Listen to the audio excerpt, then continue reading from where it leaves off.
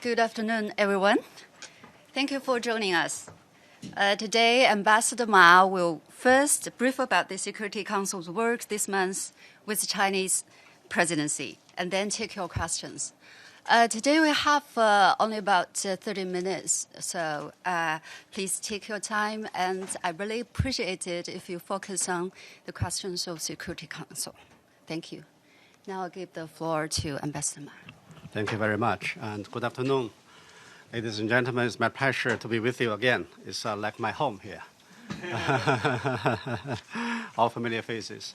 It is really gives me a great pleasure to brief you on the work of Chinese presidency in November. With the joint efforts of the Council members, we have had a very busy and productive month and made a contribution to maintaining international peace and security. Altogether, 35 meetings have been held, 6 resolutions have been adopted, and 7 press statements issued. Our efforts have mainly produced the following results. First, showing support for multilateralism and the stronger role of the United Nations. With China's initiative, the Security Council held an open debate on strengthening multilateralism and the role of the United Nations. The open debate was well received by the member states, and we had great support from the member states and warm response from the member states. We are very glad to have the heads of major UN agencies, including Secretary General, Acting President of General Assembly, President of the ECOSOC, President of the International Court of Justice. They were all gathered at the Security Council and shared their views on multilateralism and the role of the United Nations. It is the first time in UN history, I think. More than 70 countries and international organizations were represented at the event.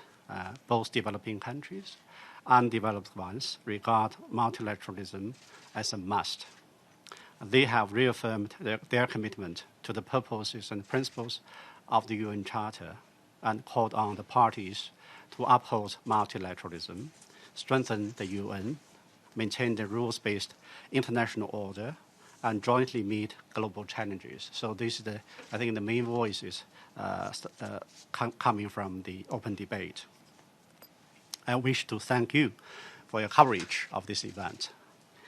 Second, pushing for political settlement of hotspot issues. The Council unanimously adopted Resolution 2444, lifting sanctions on Eritrea. This historic decision will build on the momentum of improved relations between countries in the Horn of Africa and lay a foundation for lasting peace in the region. Yemen has caused great attention of the international community. The Council held an open briefing to hear from SESG Martin Griffiths. And I can tell you the luncheon with the Secretary General that China hosted was also focused on Yemen and other issues. The parties agreed to maintain the unity of the Council and push for political settlement of the issue, support the mediation efforts of SESG, and work for the peace talks in Sweden. In response to the escalation of the situation in Gaza and the worst conflict since 2014, China chaired an emergency consultation on 13th. The parties called for exercise of restraint and the protection of civilians and efforts to end the conflict and find a lasting solution. On 19th, as you know, the Council held an open briefing on Palestine and Israel. On 28th, I made a statement on behalf of the Security Council at the special meeting in observance of International Day of Solidarity with the Palestinian people. I gave an overview of the Council's discussions on the Middle East peace process and reaffirmed the Council's commitment to promoting negotiation between Palestine and Israel to achieve peace and security. On 12th, on behalf of the Security Council, I spoke at the annual session of the Peacebuilding Commission under the theme of peacebuilding and sustaining peace in the Sahel region. I expressed the concern of the Council on security issues of the region, including transnational organized crime, terrorism and trafficking in persons, arms, drugs, and natural resources. We welcome the efforts made by countries in the region and implementation of the UN Integrated Strategy on the Sahel and a support plan, and call for closer collaboration between the Peacebuilding Commission and UNOWAS, and continue support of the international community for the G5 Sahel Joint Force in fulfilling its duty. The third aspect is to further advancing UN peacekeeping operations. This is one of the themes of our presidency, peacekeeping operations. As you know, this year marks the 70th anniversary of UN peacekeeping, and China is a major troop contributing country and the second largest financial contributor. By supporting and engaging UN peacekeeping, China has contributed to the maintenance of international peace and security. On 20th, the Council held an open debate on strengthening peacekeeping efforts in Africa, which was warmly welcomed by the member states. Secretary General and AU Commissioner for Peace and Security gave briefings to the open debate, and delegates from 56 countries and international organizations made statements. African peace and security is a traditional agenda item of China's Security Council presidency. We did that in the past, and we are going to do that in the future. China continues to focus on peace and development in Africa and increase support for Africa. At the same time, we also hope to see greater international cooperation on Africa. During the debate, the parties expressed support for enhancing African capabilities for peace and security, and give suggestions in this regard. Many recommendations were put forward by the member states, which are very valuable for the consideration of this issue in the Security Council and beyond. And the meeting also sent a very clear message on financing for Africa's own peacekeeping operations, which is an issue of concern to African countries. So in the future, the capacity building, and also the financing of the African peacekeeping operations will continue to be discussed by the member states, and hopefully through discussion of the member states, we can contribute to the building of the capability of the peacekeeping operations in Africa, as well as to meet the concern of the demand for the finance from the African countries in this regard. The fourth aspect is to improve the working methods of Security Council. Apart from the debates and briefings which happened in the chamber, we also organized two events outside the chamber. I reported to you during my open briefing. I told you there will be two side events. One is the performance by the people of disabilities. Another one is a visit to China. I know you are interested on those ones. I just give you some brief introduction of those two events. The first is the cultural performance by Chinese artists with disabilities. That was held on 6th. More than 900 audiences, almost 1,000 audiences, including Her Excellency President of the General Assembly, and ambassadors and representatives from the missions attended the event. And the performance was so touching that many people were moved to tears, I think maybe including some of you. People later told me that more than art, this performance is about the heart and soul. So I believe that these artists could inspire us at the Council in the United Nations in our endeavor to promote world peace and prosperity. Another event is the visit to China.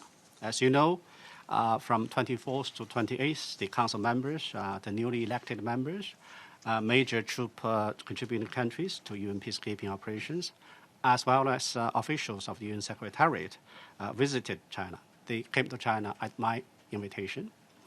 So this is the invitation from the Chinese government. It's a visit of members of the Security Council to China. They are the guests of the Chinese government. And the program was very rich and very intensive. And we traveled to Beijing, Guangzhou, and Shenzhen in 3 days. 3 days to 3 cities. In Beijing, we focused on the bilateral meetings and also the peacekeeping operations, which is the theme of this visit.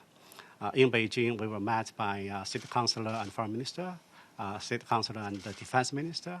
We had very in-depth exchange views on the international and the world situation, China's stance on international issues, and also the concerns of the member states on international and regional issues, work of the United Nations, cooperation between China and the United Nations and Security Council. So they had very intensive and comprehensive discussion about the issues of common concern.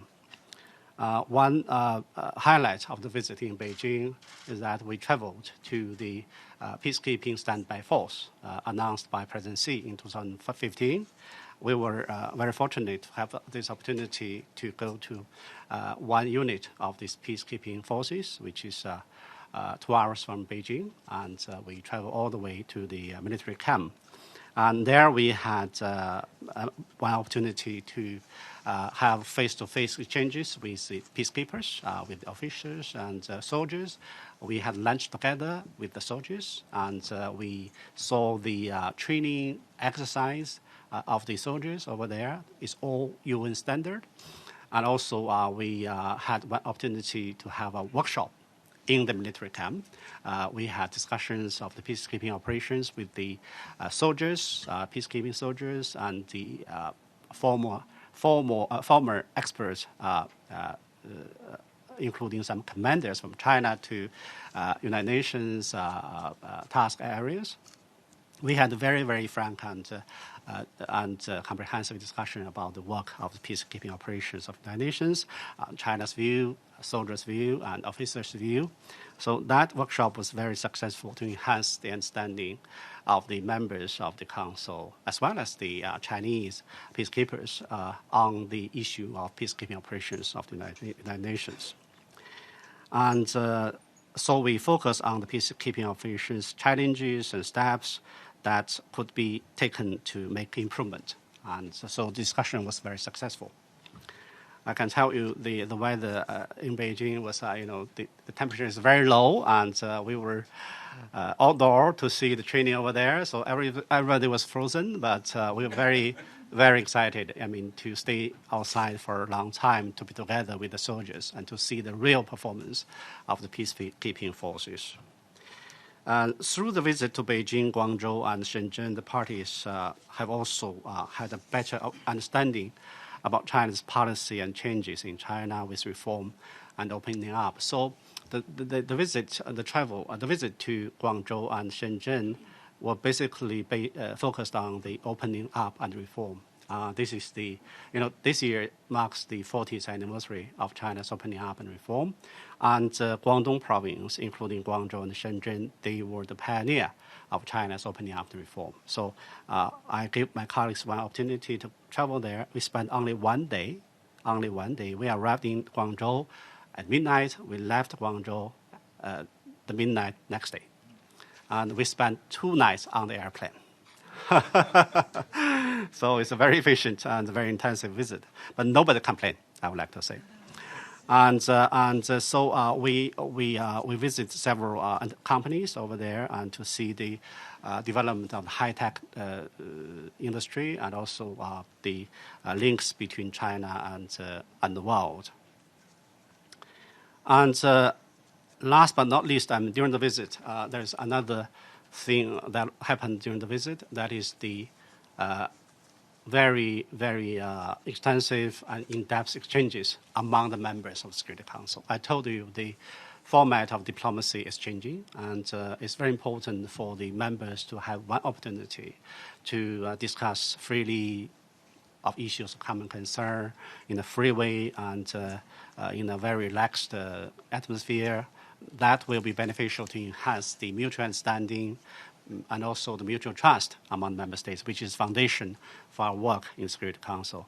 So in 3 aspects, the peacekeeping operations, opening up and reform, as well as the mutual understanding and the trust, we created some kind of fruit during the visit. So the visit, I heard from my colleagues, they are very happy about that, and they believe this is a very successful one. And some people ask, maybe in the future, somebody could organize this kind of trip again. But I'm not sure who is going to do that. But I think it's helpful to the work of Security Council. So to sum up, as Council presidency, we had been committed to working in a just, transparent, efficient, and practical way, and in an effort to improve the efficiency and transparency of the Council. I can tell you, of all the meetings this month, 69 of them are open ones. So 69 of the meetings are open debates or briefings. So that non-members and correspondents like you could observe the meetings either in the chamber or through the webcast. And we also encouraged the briefers to be brief during the briefing to increase the efficiency of the work.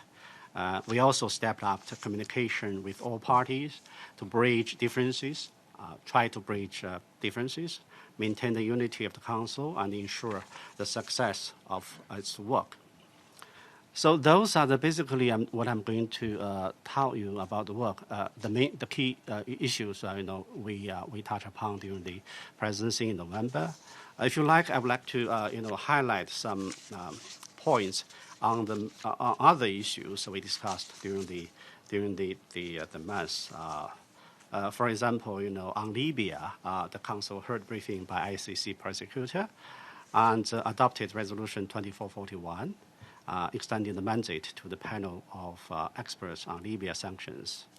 And the Council heard a briefing by SRSG, and also we will follow even more closely on Libya, remain committed to political settlement and help restore stability and effective governance in Libya at an early date. On Syria, we had 3 meetings and consultations for this month, one on chemical weapons, one on humanitarian assistance, one on political process. And so I think during those 3 meetings, we had very good discussions on the Syrian issue. And I think generally speaking, yes, apart from those 3 open meetings, we had 1 consultation on serious medical and health issues, which is closed-door consultation, focused on serious medical and health issues. We were briefed by the WHO officer in Syria.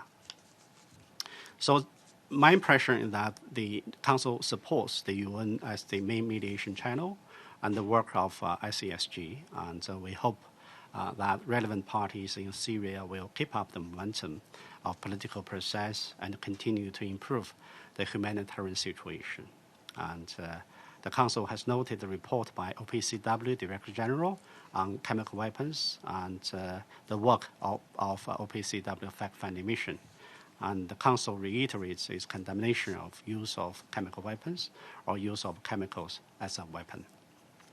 On Bosnia and Herzegovina, the Council heard a briefing by High Representative Valentin Inzuko and adopted Resolution 2443, extending the mandate to EU4. During the discussion, the Council members reiterated that peace, stability, and development of Bosnia and Herzegovina is in the interests of the region and the international community, and expected to see continuous role by EU4 in maintaining security and stability in the country.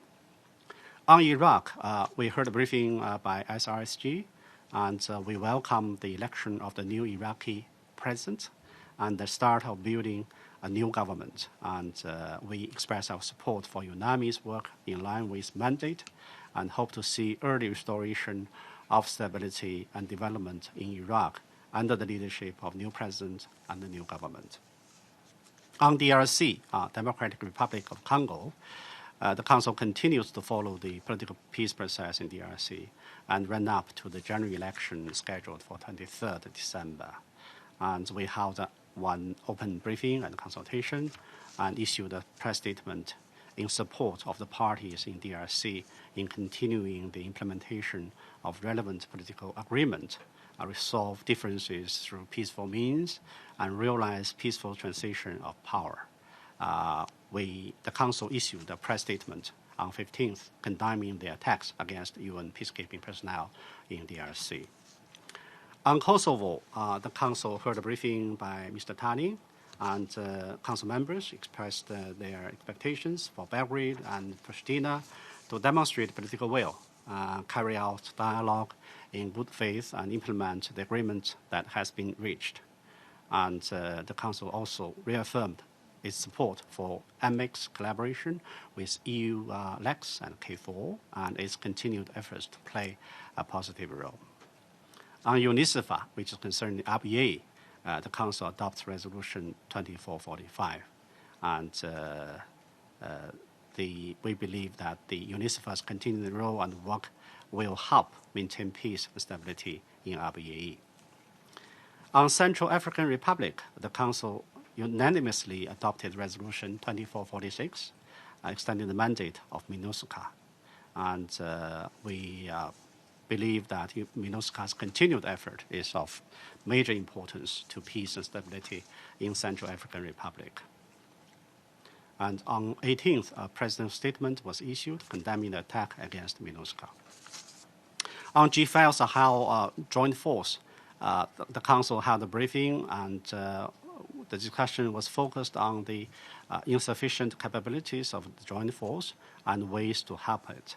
And the Council members put forward good suggestions, and the Council also issued a press statement emphasizing that G5 Sahel Joint Force is making important contribution to peace and security of Africa and beyond, and requires continued support from the international community. And the Council supports the Secretary General's efforts in implementing the UN integrated strategy for the Sahel, its support plan, and priority investment program. The Council also encouraged the G5, Sahel AU, and ECOWAS to play further role in this regard. On South Sudan, we also heard a briefing by USG and AU Commissioner, and as well as the UN Women Executive Director. The Council members called for progress in the implementation of the revitalized agreement on the resolution of the conflict in South Sudan and the political peace process of South Sudan. The parties emphasized the importance of protecting the rights and interests of women and children and giving full play to the role of women. On Lebanon, we heard briefings by Acting Special Coordinator and also ASG, and the Council members called on the parties to continue dialogue and cooperation for unity and hope to see early establishment of new government to consolidate security and stability and promote economic development in the country. The Council members commended also UNIFIL for the important role it has played. On Burundi, we also heard briefings from Mr. Kafando and Ambassador Lauder, and the Council members will continue to support Burundi in achieving peace and development at an early date. On Somalia, the Council unanimously adopted Resolution 2442, extending the mandate of the forces fighting piracy, and also express our support for Somalia to combat security threats posed by Al-Shabaab and other terrorist groups. On DPRK, we don't have general debate on this one, but we do have one consultation on the 1718 committee, and the chair of the 1718 committee, Ambassador from Netherlands, briefed the council during the consultation about the work of the committee, and during the discussion, members also gave their views and points about the situation in the peninsula and their ideas about the future work of the Sanctions Committee. So those are some highlights of the work we have done, a long list of issues, but we have done that and with the support of the member states and the support of correspondents. Finally, I would like to mention that in fulfilling the duty of Council presidency, we have really relied on the support of the member states and as well as the reporters.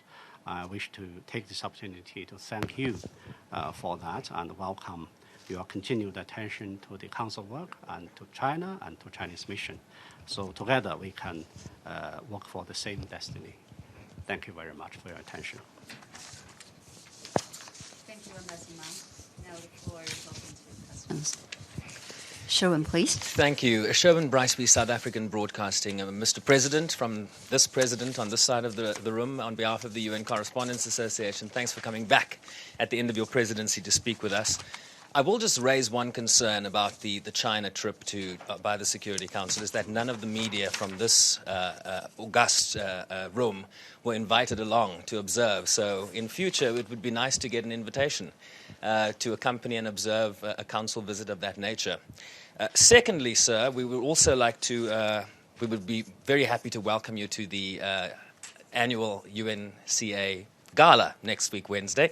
I know that you're considering our invitation, and it'd be great to see you and host you there. My question is some breaking news that is not happening in the Security Council but in the General Assembly. We are understanding from the United States now that their resolution condemning Hamas could be brought to a vote in the General Assembly as soon as Monday next week. We understand now that the European Union, they've accepted some of the EU's amendments.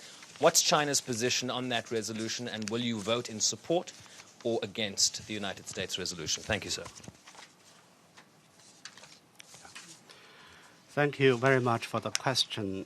First, about trip to China, this time, it's only members of Security Council, the upcoming, incoming members, and some of the troop contributing countries were invited to China, since it's first time for us to do so. So it's understandable that we keep the members as the members of the Council and also other members. And but during the visit, I think the visit was broadly covered and by your colleagues in Beijing and in other places. As you just mentioned, and this is very transparent, before we go, we giving the information about the visit, and after coming back, just now I give you some briefing about the visit. We also issued, press statement on that, and if you are interested in that, you can just come to our website of the mission. But I can promise you that in the future, personally, I intend to invite some of you to come to China. You can go by yourself. So I asked my Councillor Ma, to consider that. But yes, I mean it. Maybe sometime in the future, one delegation from the press community of the United Nations will be invited to come to China. You're welcome, to come to China. So that gives you one opportunity to understand not only the UN affairs, but also something else, which is of vital importance to your work in the United Nations. So through this kind of trip, I believe you will understand our trip better. So this is something in my mind. I'll try my best to honor my commitment. Secondly, is about you touch upon the Palestinian issue, and our position on Palestine is very clear and consistent, and also well known. And as for the resolution by USA, and so we are still seeking instructions from the capital. So at this stage, I'm not in a position to comment in details about that. But our position has been very clear, and we stick to two-state solution, and we want to have political settlement of this issue. This is our basic stance. Thank you. Please. Joseph Klein, Canada Free Press.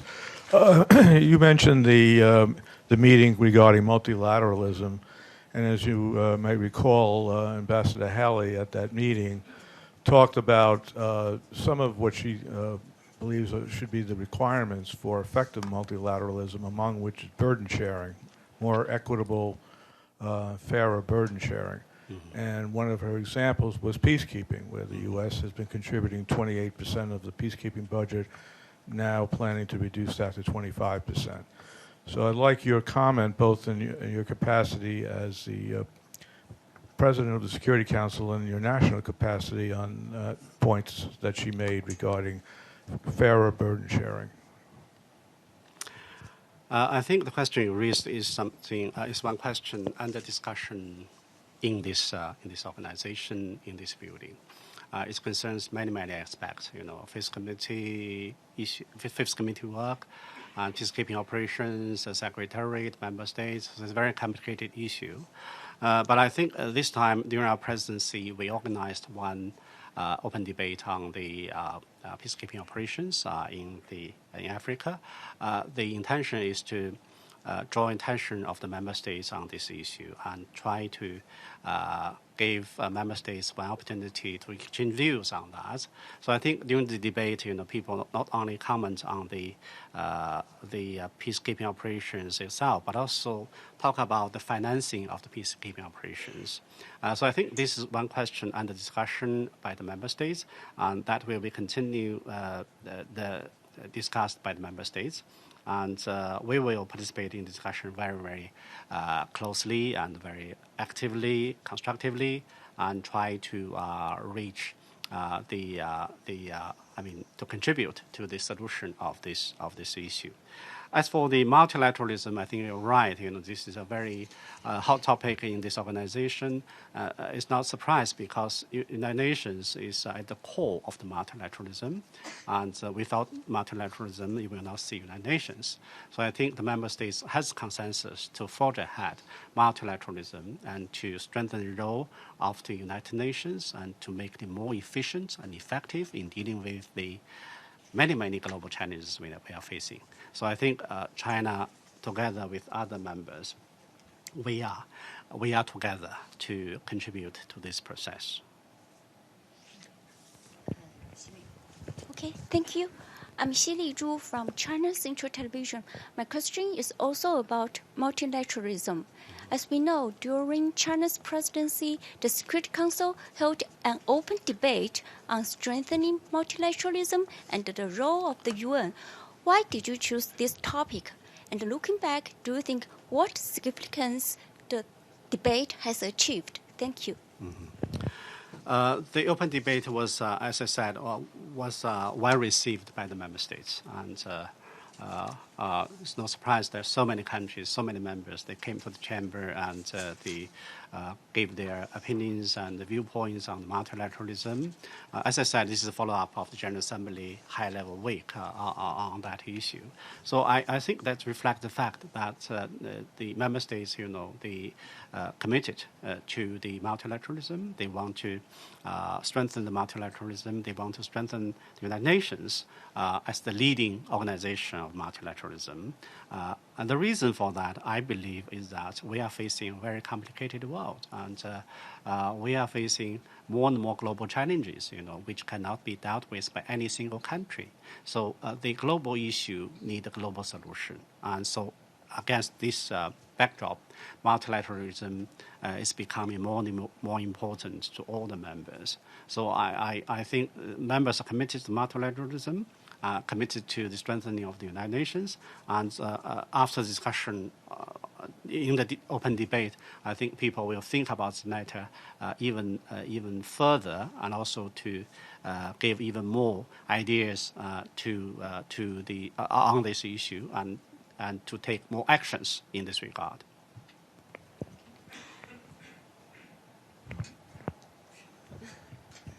Carol, please.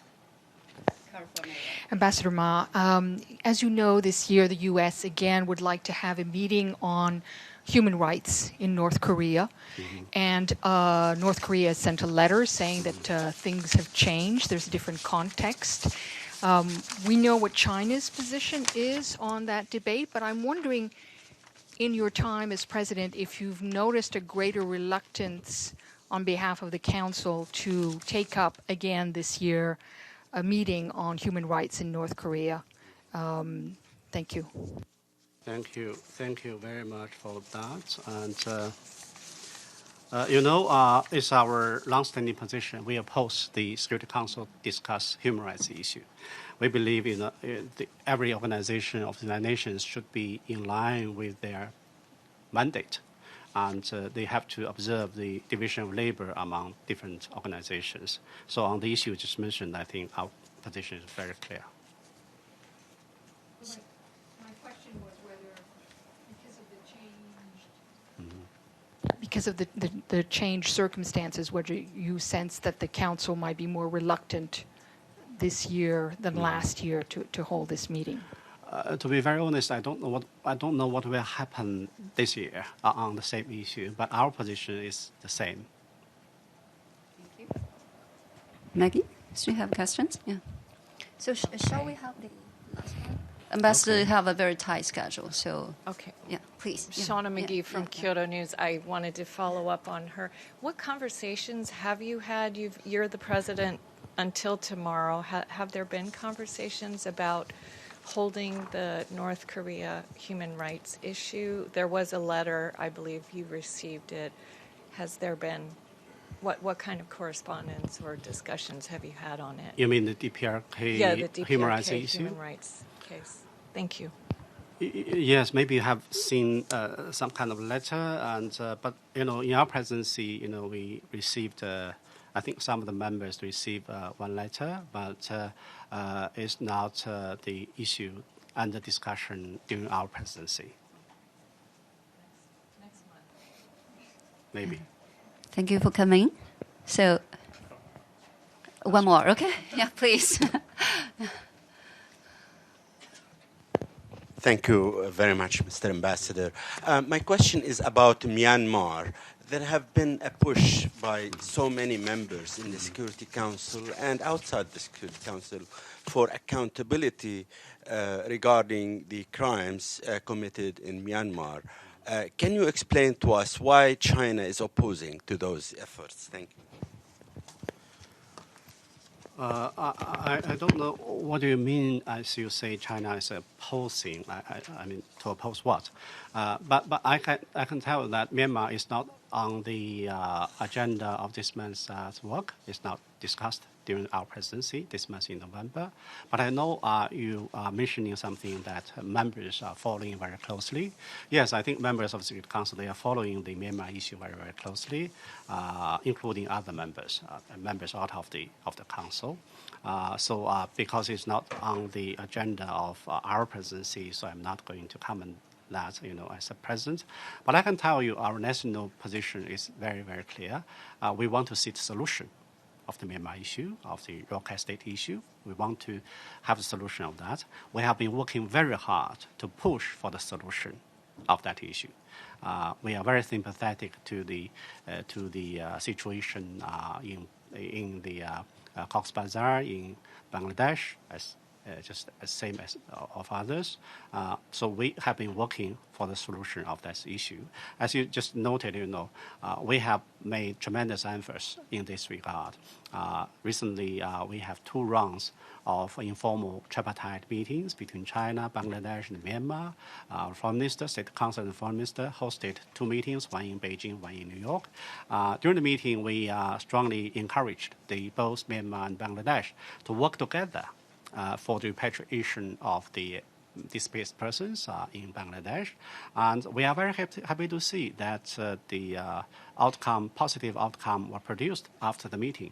Right after the informal meeting held here in the headquarters of the United Nations, the 3rd joint working group meeting was held between Bangladesh and Myanmar, and they decided to start the repatriation process in mid-November. But, unfortunately, because of some reasons, the repatriation process was not started. But I think, we have to cherish the hard-won outcome of that. We have to focus on the solution of this issue.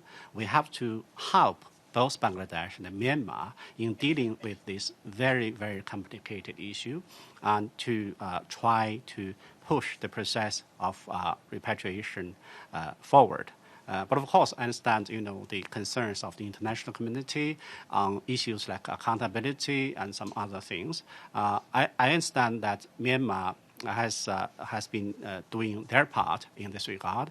They have established the Commission of Independent Inquiry, which include the foreigners to be in the commission to investigate the allegations of human rights violation.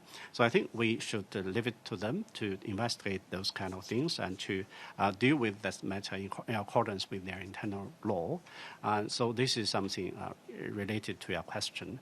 Generally speaking, I think the international community, we should play positive and constructive role in assisting Bangladesh and Myanmar resolving this issue as soon as possible. This is our basic stance, and we'll continue to work on that. Thank you, Ambassador Ma, and thanks for joining us again. And we hope that you all have a very happy Anka Gala next month. Thank you. Thank you for coming. Thank you. Nice to meet you.